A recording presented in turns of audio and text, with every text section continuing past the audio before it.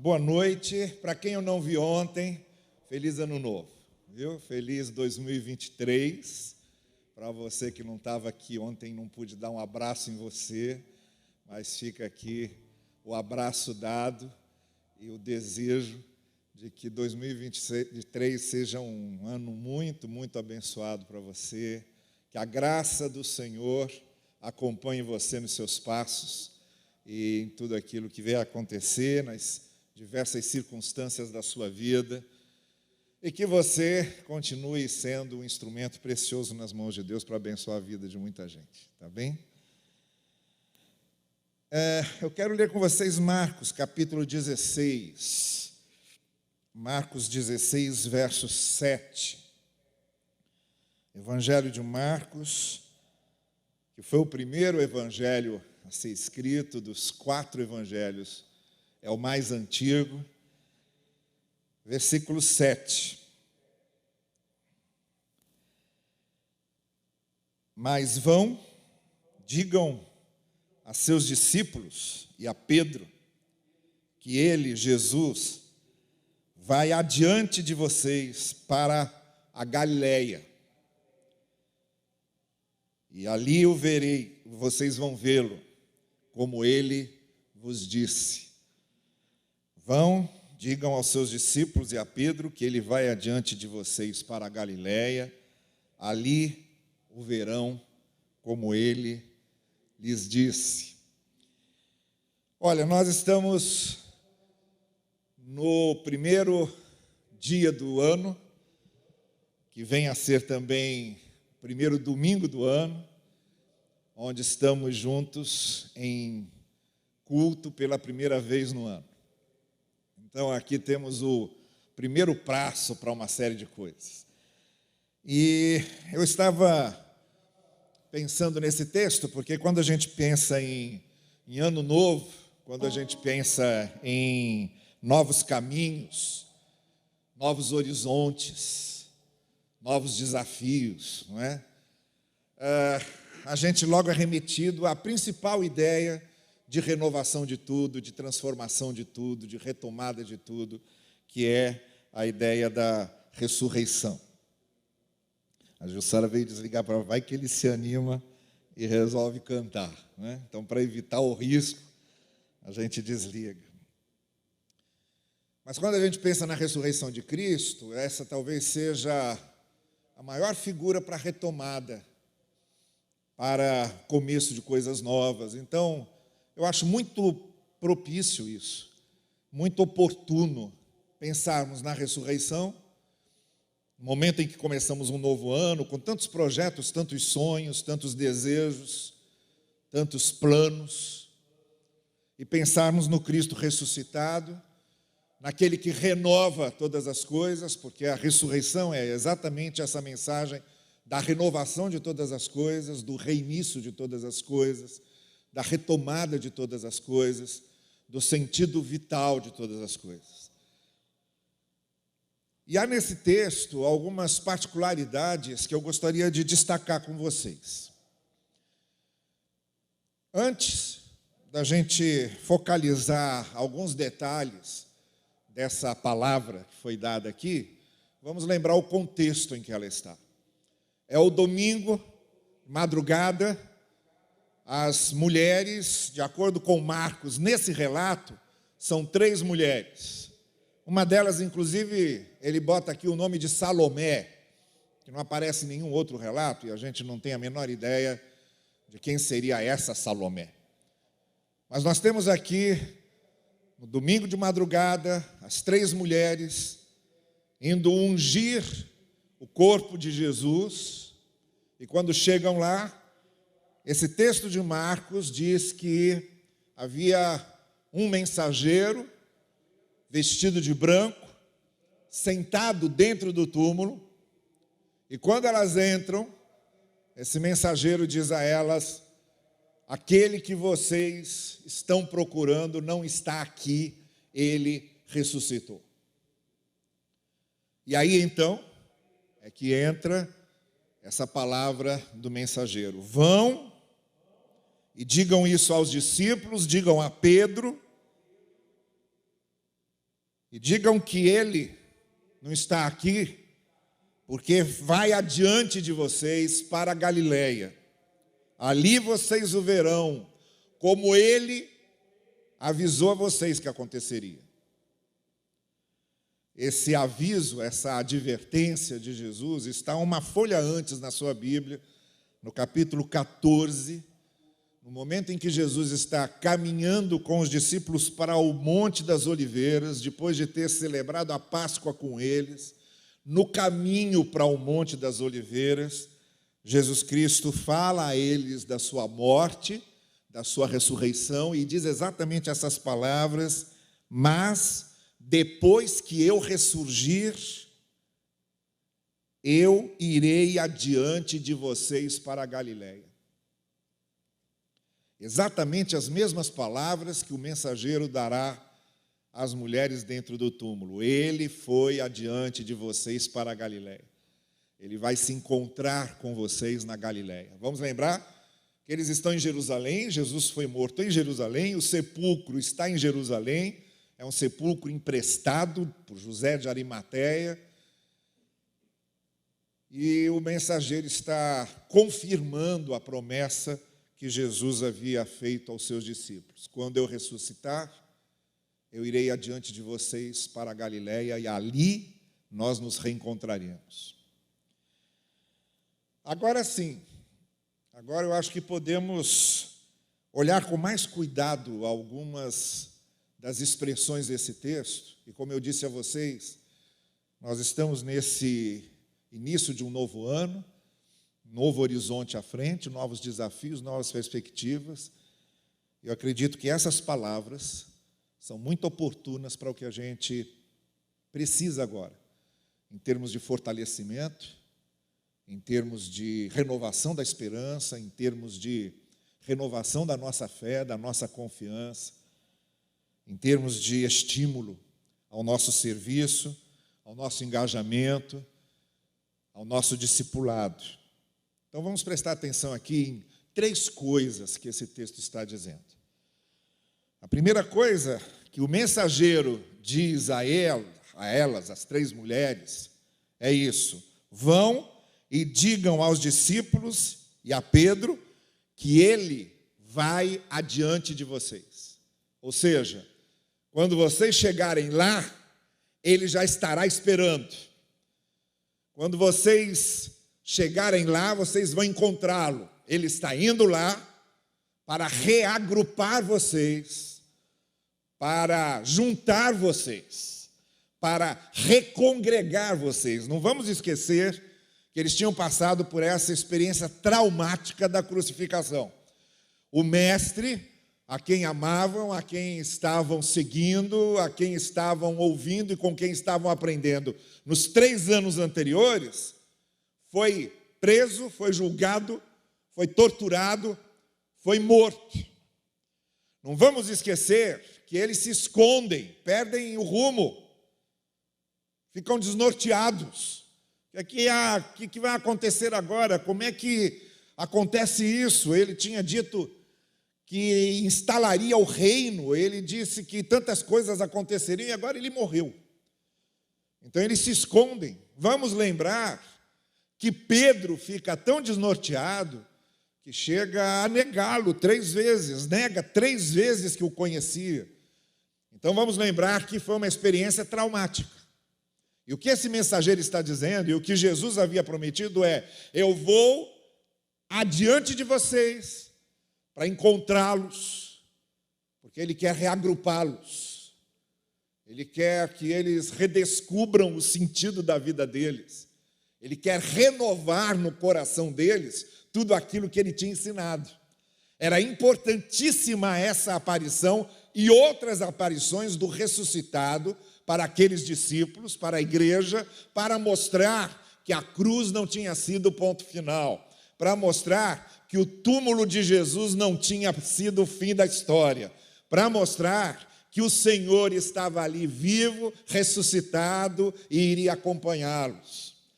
Então era importantíssimo esse encontro. Ele está indo adiante de vocês.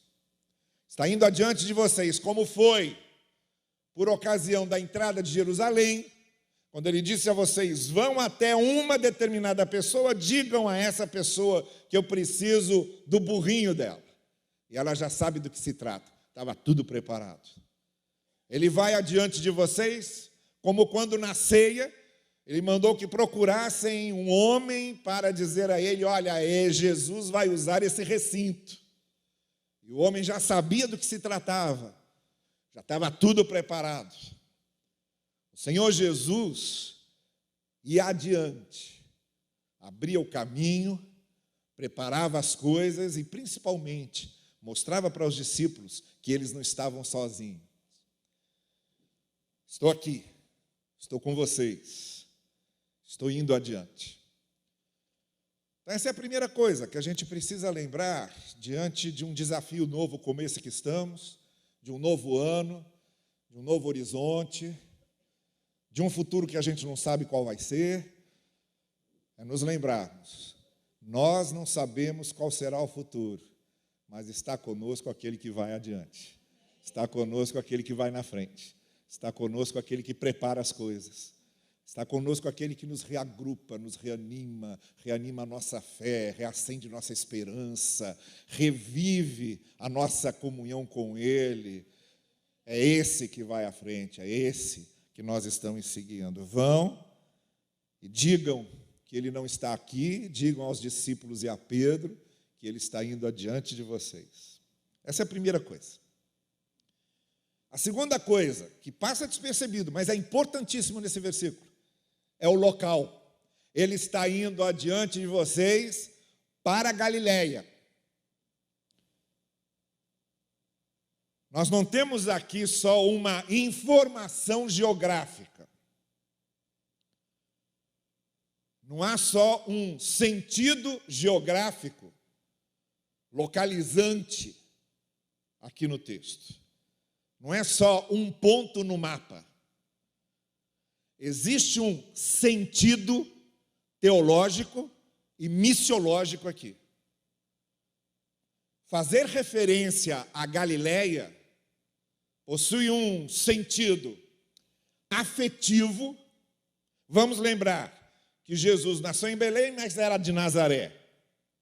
Cresceu em Nazaré. Era chamado de Nazareno, uma cidade da Galileia. Quando começa o seu ministério, ele chama pescadores que trabalhavam à beira do lago da Galileia, galileus. Quando prega e faz o seu ministério itinerante, ele vai nas aldeias, cidades e lugarejos da Galileia. E passa o seu ministério pregando nas aldeias, nos lugares e nos lugarejos da Galileia. Foi na Galileia que os discípulos viram o que viram, ouviram o que ouviram, testemunharam o que testemunharam, 3 anos de convívio com Jesus na Galileia.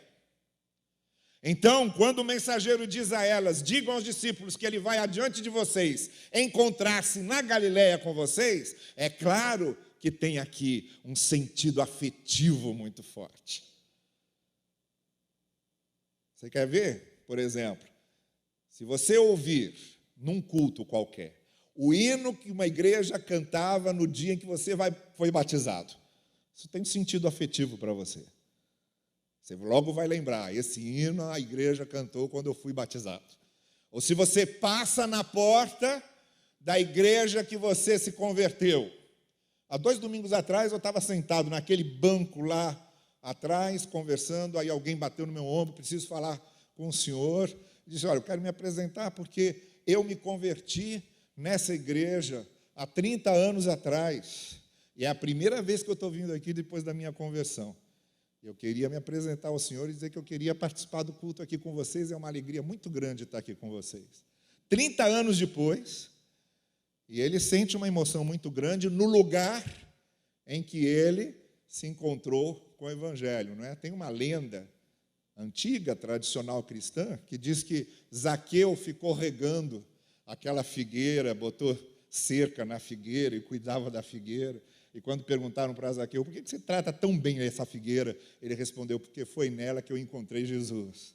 Então, há coisas que criam esses elementos afetivos na gente. A Galileia era um elemento afetivo. Mas eu disse que tem um outro elemento mais importante, que é o elemento missiológico. Agora eu quero a sua atenção. Raciocine aqui comigo. Nós somos informados pelo Evangelho que Jesus foi apenas 3 vezes a Jerusalém durante o seu ministério. Quando ele começa a pregar no seu batismo, até quando ele volta a Jerusalém, é morto. Nesses 3 anos, sempre que chegava a época da Páscoa, ele ia a Jerusalém celebrar a Páscoa. No primeiro ano, no segundo ano, no terceiro ano, que foi a última vez que ele esteve lá, quando ele entra em Jerusalém, e acontece tudo aquilo que os evangelhos narram sobre a sua morte e a sua ressurreição. O ministério de Jesus não era em Jerusalém. O ministério de Jesus era na Galileia. E essa informação, e esse detalhe, e a maneira como esse texto apresenta isso aqui é importantíssimo, porque mostra qual era a natureza da missão de Jesus. Jesus não tinha uma missão vinculada ao templo de Jerusalém, ele não estava ligado ao templo de Jerusalém. Jesus andava nas aldeias, lugarejos e cidades da Galileia. Visitou o templo pontualmente. Jesus não estava ligado aos sacerdotes. Ele nem era da tribo de Levi, ele não era um levita, ele era da tribo de Judá, da tribo de Davi. Mas ele não era sacerdotal, ele não tinha essa linhagem clerical. Ele não era um levita, ele não andava com os sacerdotes, ele não andava com os mestres da lei, ele não andava com os fariseus. Jesus andava com os pecadores e publicanos. Jesus andava com aquelas pessoas simples. Inclusive, ele era provocado por causa disso. E falavam dele por causa disso. E o criticavam por causa disso. O que é que o mestre de vocês fica andando com publicanos e pecadores?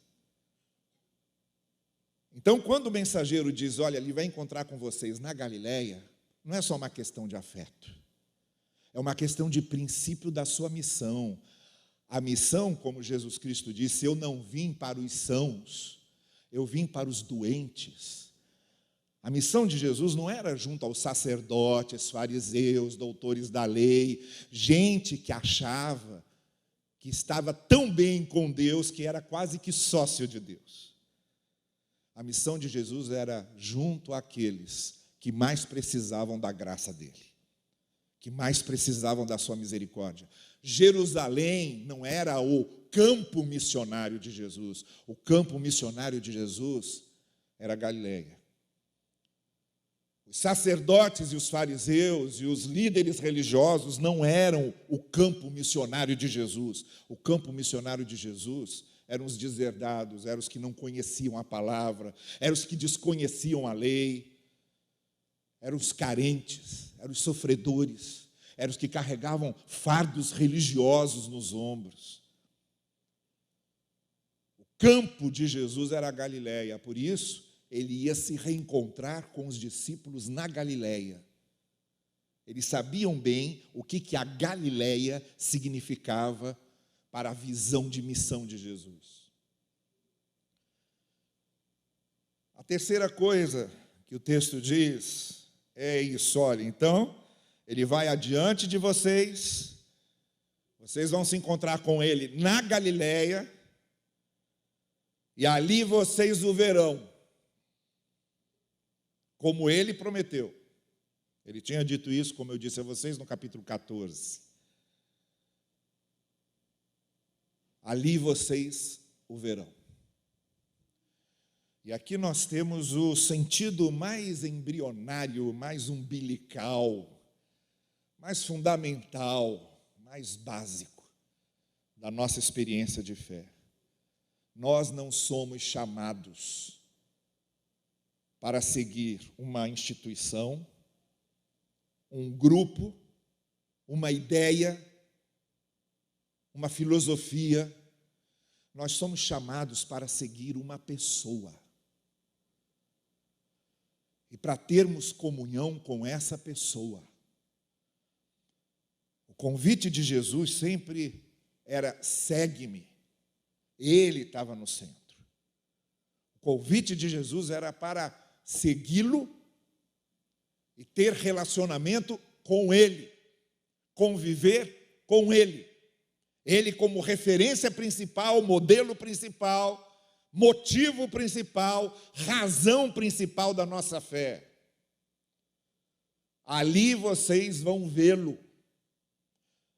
Para os discípulos era importantíssimo vê-lo, porque a última notícia que tinham tido é que ele tinha morrido. E agora iam se encontrar com ele ressuscitado. Mas para nós, isso significa que Jesus tem que estar sempre diante de nós, e a nossa preocupação e a preocupação da nossa fé é vê-lo, conhecê-lo, ouvir os seus ensinos, praticar seus ensinos, viver seus ensinos. Não há fé cristã sem que nós o vejamos, sem que nós tenhamos relacionamento com Ele. O que nós precisamos lembrar é que a nossa experiência religiosa, a nossa experiência de fé, não é carregar conosco um corpo doutrinário ou um credo. A nossa experiência religiosa é nos relacionarmos com Ele, é vê-lo, é ter experiência com Ele como nossa referência, nosso modelo, nossa razão de ser. Eu estava dizendo ontem à noite aqui que um dos desafios para esse ano é o de amadurecermos, termos a nossa fé madura. Não há como nós termos nossa fé madura sem nos relacionarmos com Ele, ouvir a sua palavra, conhecer a sua palavra e obedecer a sua palavra. Ali vocês o verão. O que dá sentido à nossa vida com Cristo é vê-lo, no sentido de compreendê-lo, de saber quem é Ele, de conhecer os seus ensinos e de viver os seus ensinos. Isso é vê-lo. Não há culto, não há louvor, não há liturgia, não há serviço que seja mais significativo do que vê-lo, do que ter a nossa experiência pessoal de fé com Ele. E lá vocês o verão.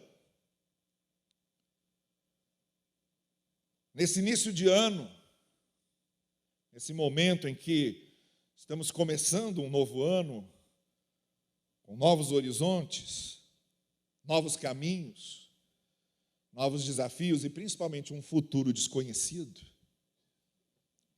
nós somos chamados pelo Evangelho a nos lembrarmos, primeiro, que Ele vai adiante de nós. Segundo, que Ele tem uma missão para a gente, para a nossa Galileia.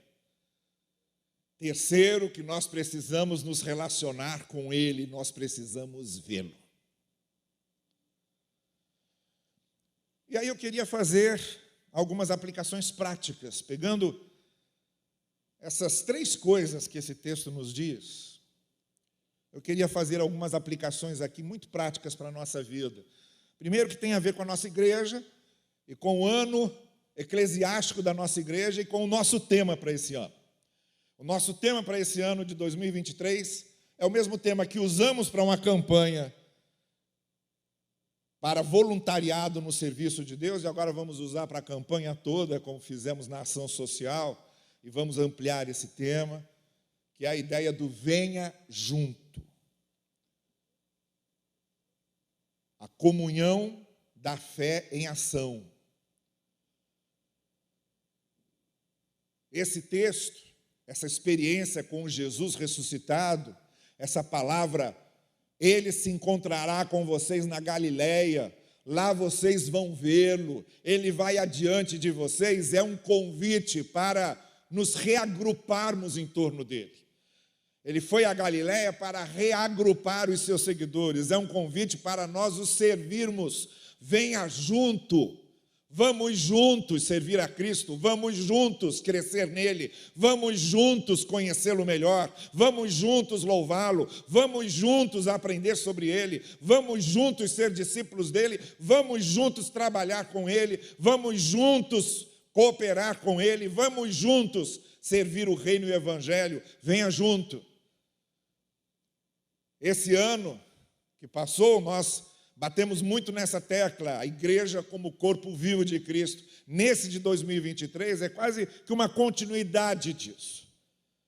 Ele vai adiante de vocês, ele está reagrupando vocês. Vocês devem vê-lo, vocês vão vê-lo. Então vão junto.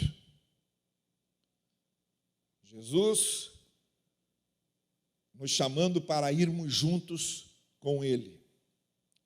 Esse é o tema da nossa igreja esse ano. A segunda coisa, e agora tem a ver não só com a nossa igreja, mas com cada um de nós individualmente, segunda aplicação prática que podemos fazer é que cada um de nós tem que ter a sua Galileia. A gente não pode se conformar só em ficar em Jerusalém. Jerusalém é confortável, em Jerusalém o templo funciona direitinho, em Jerusalém a gente tem todas as instalações,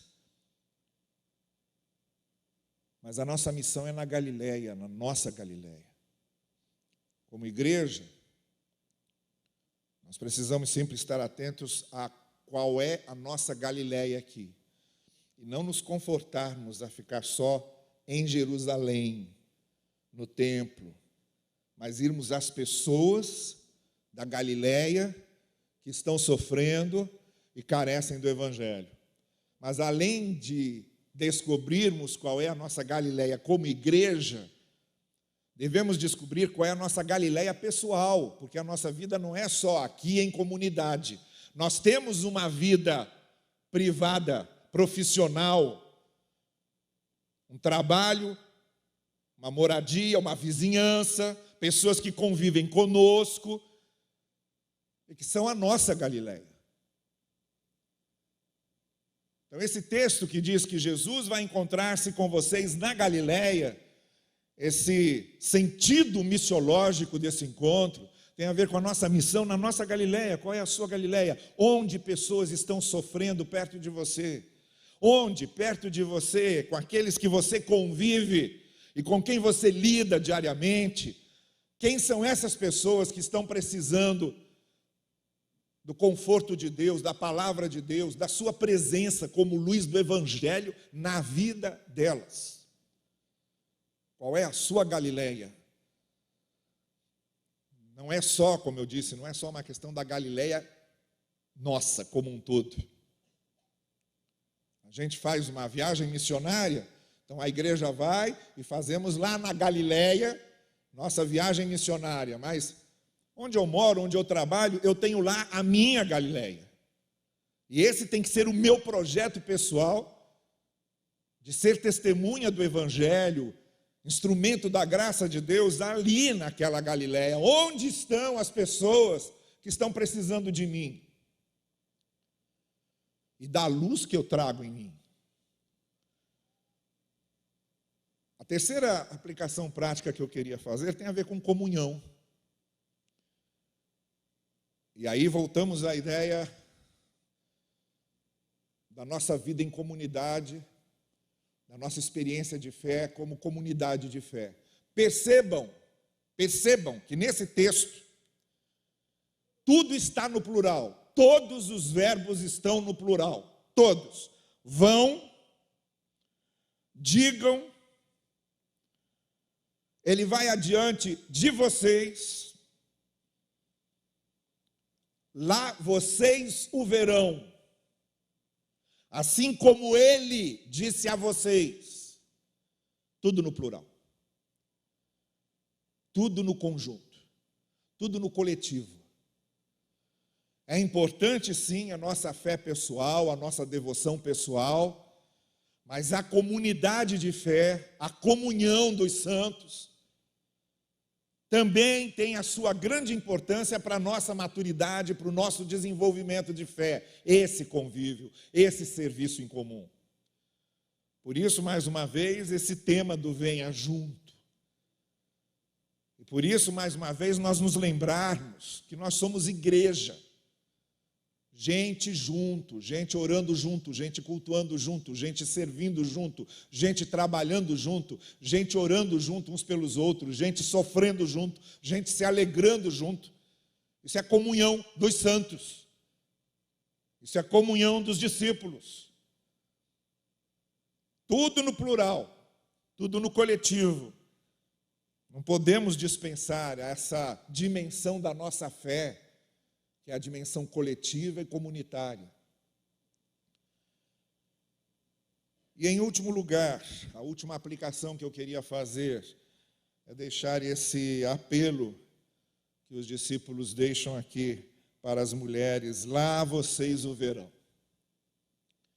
E o apelo muito específico que eu quero fazer a você é que você tenha Jesus como uma referência principal da sua vida, que você tenha Jesus como o Senhor da sua vida, que você tenha Jesus como modelo da sua vida, que Ele seja a sua inspiração. Por uma razão muito simples. Você não vai encontrar nenhum líder e nenhuma pessoa que seja sempre a sua inspiração, a sua motivação, o seu conforto, como Jesus é. As pessoas são falhas, as pessoas nos decepcionam. E quando a nossa fé está calcada, firmada, muito sobre pessoas, a gente se escandaliza mais facilmente, se decepciona mais facilmente. Mas quando a nossa fé está calcada, firmada, fundamentada em Jesus, pode ter certeza, esse jamais decepcionará você. Então, a nossa caminhada tem que ser olhando para Jesus. Jesus tem que ser a nossa referência, porque não tem outro jeito de nós amarmos, perdoarmos, termos misericórdia uns com os outros, se Jesus não for essa referência, porque Ele é referência essencial disso. Se eu tomar qualquer outra referência, eu me perco. Se eu tomo Moisés como referência, eu vou me tornar um legalista da Torá, da lei mosaica. Se eu tomo Josué como referência, eu me torno um vingativo, entrando na cidade dos meus inimigos e matando mulheres e famílias inteiras ao fio da espada. Se eu tomo Davi como minha referência, eu me escandalizo como o homem que agradava a Deus se entregou de forma tão passiva e dócil aos piores pensamentos de adultério e homicídio que alguém podia ter. Se eu tenho Salomão como minha referência, eu vou logo me desencantar com a maneira como ele se deixou levar, pelas diversas maneiras diferentes de ser seduzido e de se deixar apaixonar. Eu não posso ter outra referência na minha vida, porque eu sempre vai chegar um momento que eu vou ficar encravado ali, vou dizer, agora como é que eu saio dessa? A minha referência tem que ser Jesus. Porque quando a minha referência é Jesus, eu vou amar sempre, eu vou perdoar sempre, eu vou ter misericórdia sempre, eu vou conviver sempre em graça, porque Ele será sempre esse desafio para eu viver desse jeito. Faça de Jesus essa sua referência principal, ali vocês vão vê-lo. Nós precisamos olhar para Ele sempre, precisamos enxergá-lo, precisamos vê-lo. Minha irmã e meu irmão, está começando aí um ano novo. Aliás, essa virada de ano, não faltou notícia, né? Morre Pelé, morre Bento XVI, presidente novo, movimentado noticiário. Temos um ano inteiro aí pela frente. A gente não sabe o que é que vem pela frente. Não sabe. futuro a gente não conhece, sabe? Tem uma música de um encontro ecumênico que eu participei, e me chamou muita atenção a música referência que eles usavam, que era uma música do Gilberto Gil, chamado Prece, que era uma prece ecumênica. Então, ele fazia referência a várias maneiras de se orar, né, e aos vários objetos de oração que a gente pode ter, e, obviamente, a pretensão dessa música era essa, ecumênica, mas o final dela, muito verdadeiro. Quando ele diz, eu oro por você, você ora por mim, essa será uma maneira de caminharmos juntos, por causa do futuro que você não sabe e que eu também não sei. A gente não sabe, nem você sabe a meu respeito, nem eu sei a seu respeito, que é que os próximos dias nos aguardam. Mas que 2023, seja qual for o futuro que nos aguarde, os dias que teremos de atravessar, que saibamos de uma coisa, não estamos sozinhos, o Senhor está conosco. Ele vai encontrar-se com vocês lá na Galileia, vai acompanhar vocês, e vocês vão vê-lo, e vocês vão vê-lo, e Ele estará com vocês, e que Deus assim nos abençoe e nos ajude. Amém. Curva a sua cabeça, vamos orar.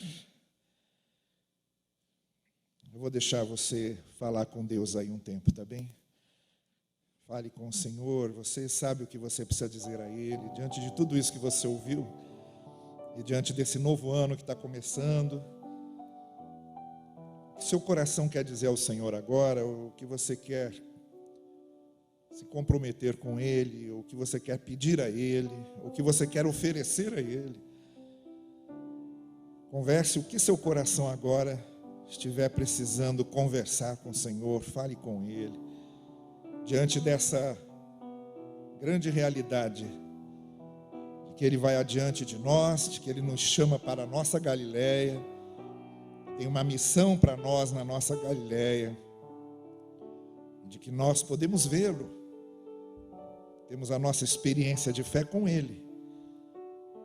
Fale com Ele, fale que seu coração precisa dizer a Ele no início desse ano, no início dessa nova caminhada. Vamos orar.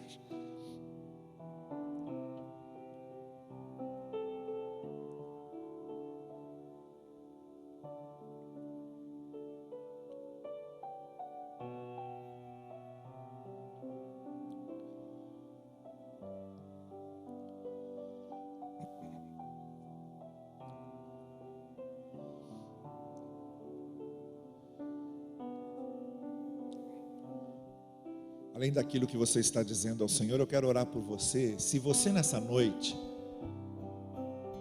está dizendo, olha, eu preciso de Jesus na minha vida, eu quero Jesus na minha vida. Se você não teve ainda essa experiência de fé, se você ainda não o viu no sentido de ter a sua experiência com Ele, de encontrá-lo, sentir a sua graça e o seu amor, nessa que é a primeira noite do ano, abrindo o seu ano e a sua caminhada, se nessa noite você está dizendo, pastor, eu quero esse Jesus na minha vida, eu preciso dele, ore por mim, ore pela minha fé, eu quero orar por você agora. Levanta a sua mão se você está dizendo isso, eu quero orar por você. Deus abençoe você, Deus abençoe. Mais alguém? Pode levantar sua mão se nessa noite você está dizendo, Deus abençoe, graças a Deus, eu quero esse Jesus. Senhor querido, aqui estão esses corações que precisam de Ti, da Tua graça. E da mesma forma como Tu estás renovando nossa esperança, fortalecendo a nossa fé, que também esses corações que nessa noite querem ter a sua experiência pessoal contigo e com Tua graça, que saiam daqui hoje certos e convictos do Teu amor e da Tua misericórdia sobre o seu coração. Dá a eles, Senhor Deus, a Tua presença e faze com que nas suas vidas e nos seus passos eles possam experimentar o Cristo ressuscitado que pertence a nós e que vai conosco. Nós oramos e pedimos em nome dele, o nosso Senhor e Salvador. Amém.